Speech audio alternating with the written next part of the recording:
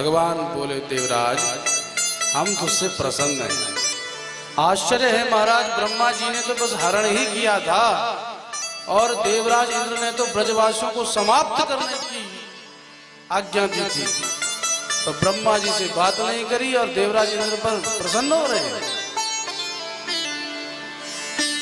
देवराज इंद्र बोले प्रभु हमने तो आपके प्रणत भक्तों को नष्ट करने का प्रयास किया, आप हमसे गदगद हो रहे हो। बोले एक ही कारण है देवराज, ब्रह्मा जी ने गौओं का हरण किया, ग्वाल वालों का अपहरण किया तो मुझसे दूर कर दिया। पर वाह भाई देवराज, ऐसी वर्षा बरसाई कि सारे ब्रजवासी एकत्रित होकर के मेरे साथ ही 7 दिन 7 रात्रि तक रहे, इसलिए हम तुझसे प्रसन्न हैं। पर देवराज मामेश्वर्यं श्रीमदान्धो दंडपाणिं न पश्यते तम भ्रंशयामि संपद्भ्यो यस्य चेच्छाम्यनुग्रहम्।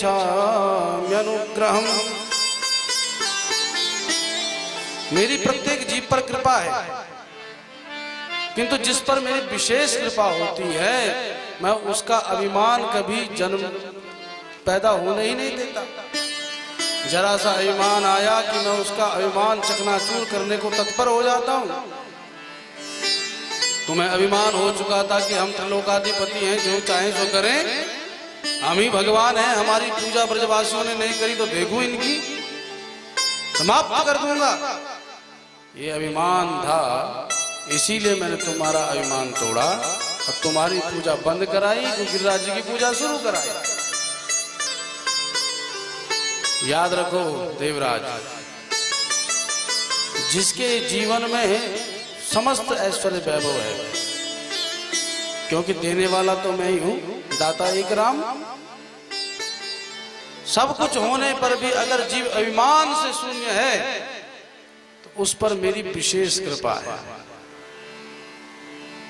और जिसके जीवन में सब कुछ है अथवा नहीं है पर अभिमान है, वो भले कितना मेरा भजन करता रहे, वो मुझसे कोसों दूर है।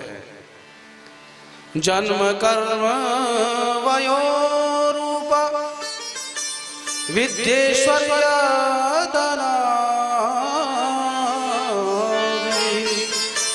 यद्यस्य न भवे स्तंभम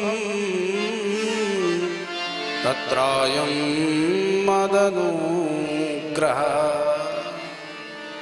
अच्छे कुल में जन्म ले लिया, अच्छा कर्म कर लिया, वयोरूपः अच्छे यौवन संपन्न हो गए, अच्छे रूपवान हो गए, विद्येश्वर्य धनादि भी अच्छी विद्या प्राप्त कर ली, अच्छे ऐश्वर्य वैभवशाली हो गए, धन आदि से परिपूर्ण हो गए, धनाढ्य व्यक्ति बन गए।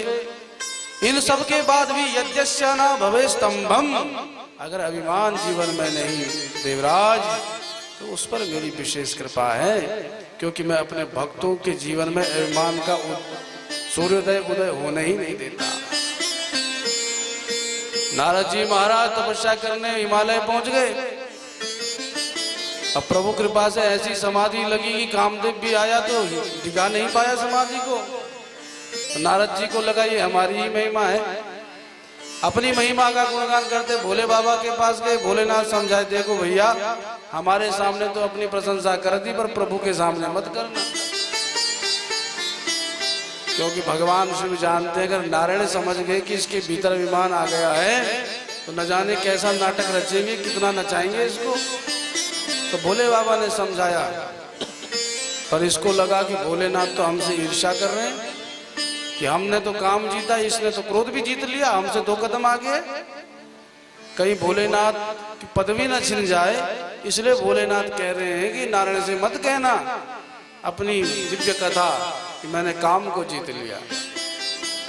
पर फिर भी जब नारद जी घूमते घामते पहुंच गए, 1 हफ्ते के बाद विचार करते हैं कि जब तक प्रभु हमारी महिमा नहीं जानेंगे तो हमारी महिमा कैसे बढ़ेगी। सो भगवान के पास गए। एक बार कर तल कर बीना, एक बार कर तल कर बीना,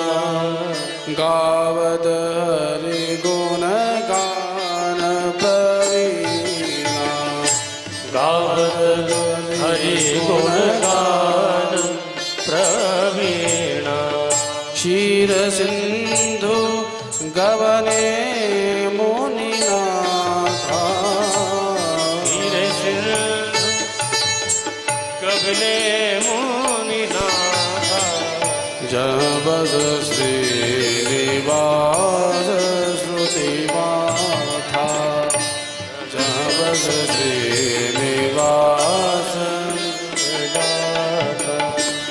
कृपा सिंधु तब देखी विचारी कृपा सिंधु तब देखी विचारी पूर्वंकुरे गर्भ तरु भारी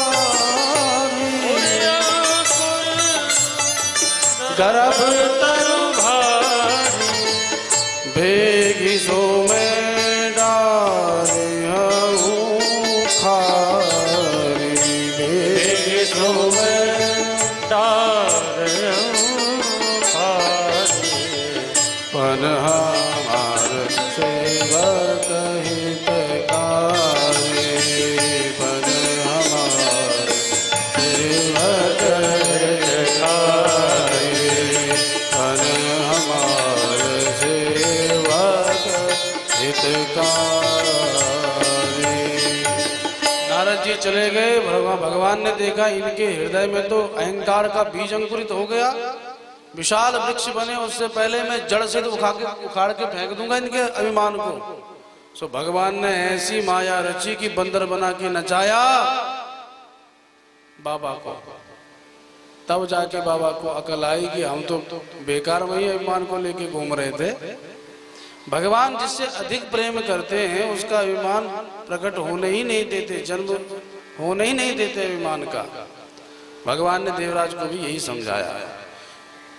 देवराज बोले प्रभु आप हमसे प्रसन्न है? बोले हाँ, तो मैं आपका स्नान करना चाहता हूँ। ऐरावत अपनी सूंड में आकाश गंगा का निर्मल जल लेकर के आया है, हम आपका स्नान करेंगे। भाई ये बात ही कही थी कि कामधेनु गैया प्रकट हो गई और अपने चार चार थनों से दिव्य दुग्ध की धारा छोड़ने लगी। भगवान का दुग्धाभिषेक होने लगा। बोलो कृष्ण कन्हैया लाल की जय। एवं कृष्णमुपामन्त्र सुरभिः पायसात्मनः जलहि आकाश गंगायाम् ऐरावत करो धृते। दुग्ध स्नान जल स्नान वो भी निर्मल जल का। भगवान गदगद हो गए।